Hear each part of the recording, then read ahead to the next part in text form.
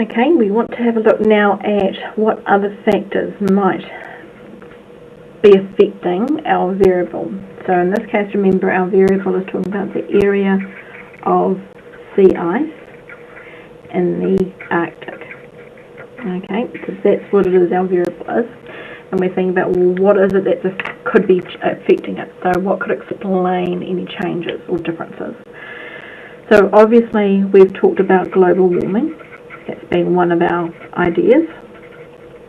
And we want to think, well, what other ideas could there be? So related to that, there's also things about the ozone.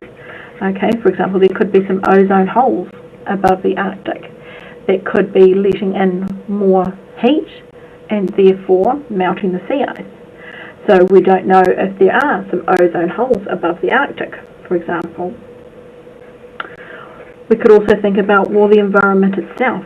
What things are there within the environment that could be causing that change? And it could be something to do with the animals, could be something to do with the plants. Okay, so we don't know.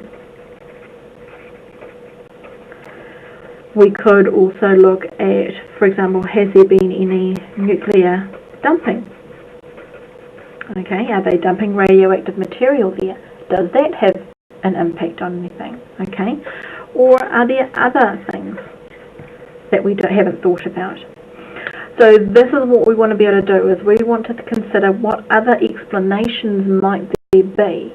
And if you can't think of these ideas, because these come from my general knowledge, and if your general knowledge is in this particular area is not as great as mine happens to be, then Google is our good friend, and we're going to go to Google and we're going to search for explanations, and we're going to, in particular, we're going to look for good websites, okay, ones that we believe, not just necessarily Wikipedia, because that's not always a good thing to do, but let's look for some research articles, some scientific journals, those kind of things, to see if we can find some scientific reasons to explain it in this case.